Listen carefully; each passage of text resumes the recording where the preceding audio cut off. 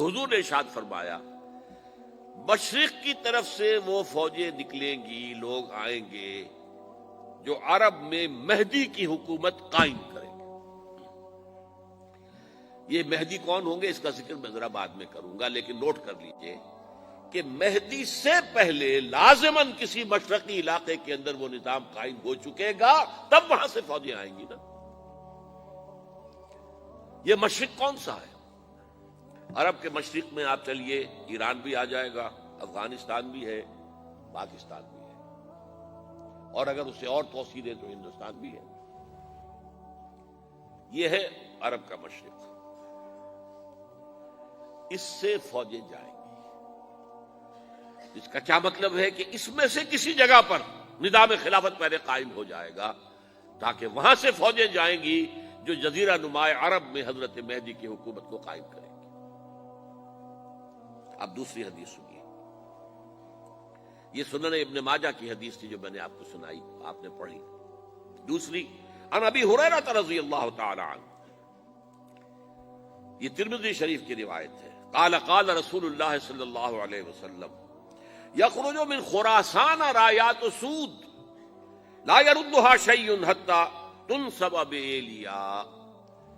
خراسان کے علاقے سے سیاہ جھنڈے لے کر فوجیں آئیں گی، ان کا رخ کوئی موڑ نہیں سکے گا، ان کو پیچھے پھیر نہیں سکیں گے کوئی بھی، یہاں تک کہ وہ یروشلم میں جا کر جھنڈے نصب کر دیں گے۔ ایلیا حضور کے زمانے میں یروشلم کو کہتے تھے۔ یہ یروشلم تھا جب حضرت سلیمان کی حکومت تھی اور یہاں پر معبد سلیمانی، ہیکل سلیمانی قائم ہوا، پھر یہ یروشلم ہی رہا ہے تاریخ میں، یہاں تک کہ سن 70 عیسوی میں جب ٹائٹس رومی جنرل نے اس کو گرایا، ختم کیا، سیکنڈ ٹیمپل گرا دیا، اور یہاں سے یہودیوں کو کہا نکل جاؤ یہاں سے، کوئی یہودی باقی نہیں رہا، تب بالکل تہو بالا برباد کر دیا۔ اس کے کوئی 150 سال بعد ہیڈریان، رومن ایمپرر ہیڈریان، اس نے پھر دوبارہ آباد کیا اس شہر کو۔ 150 سال تک یہ بالکل بنجر اور بالکل غیر آباد پڑا تھا۔ اب ہیڈریان نے جب آباد کیا تو اس کا نام ایلیا رکھا، اب یروشلم نام نہیں تھا، تو حضور کے زمانے میں پھر اس کا نام ایلیا تھا۔ اور اب اس سے کیا معلوم ہو رہا ہے کہ یہ یروشلم مسلمانوں کے قبضے سے اس وقت نکلا ہوا ہوگا، ایک دفعہ پہلے نکلا تھا، سن 1099 عیسوی میں مسلمانوں کے ہاتھ سے نکلا، کروسیڈرز عیسائیوں نے آ کر اس کو قبضے میں کیا، لاکھوں مسلمانوں کو مارا، قتل کیا۔ اس کو 1187 عیسوی میں واپس لیا ہے۔ کس نے لیا ہے؟ صلاح الدین ایوبی، کرد۔ عرب کھوکھلے ہو چکے تھے، عربوں نے کھویا، واپس نہیں لے سکے، بہت حکومت کر چکے تھے، 400-500 برس کی حکومت کر کے، اور ان کے عیش اور ان کے آرام، اب ان میں جان نہیں تھی کہ وہ واپس لے سکے۔ واپس لینے والا گرم کرد خون تھا، صلاح الدین ایوبی۔ تو گویا کہ اب آپ سمجھئے کہ 88 برس تک عیسائیوں کا قبضہ رہا یروشلم پر۔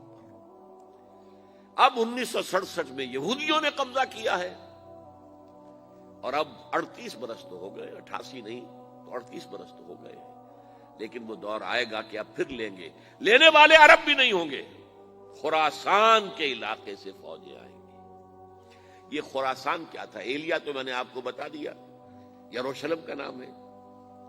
خراسان اس زمانے میں ایک بہت بڑے ملک کو کہتے تھے، کچھ حصہ پاکستان کا بھی اس میں شامل ہے، کچھ حصہ ایران کا بھی ہے، ایران کے اس حصے کو اب بھی خراسان کہتے ہیں، وہ ایک صوبہ ہے، خراسان ایک صوبہ ہے ایران کا چھوٹا سا۔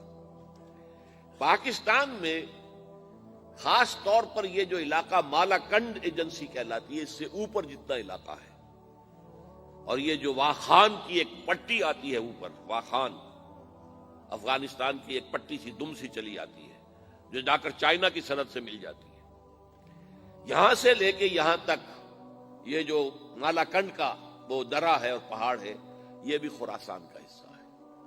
باقی تقریباً 2/3 آف افغانستان، ساؤدرن حصہ نہیں ہے خراسان کا حصہ، یہ سیستان کہلاتا تھا، یہ خراسان نہیں ہے۔ لیکن یہ کہ اوپر کا 2/3 آف افغانستان اور اس کے ساتھ یہ جو عرب، جو اب یہ ترک ممالک آزاد ہوئے ہیں سوویت یونین کی ڈسولوشن کے ساتھ، یہ سارا علاقہ کہلاتا ہے خراسان بزرگ، دی گریٹ خراسان۔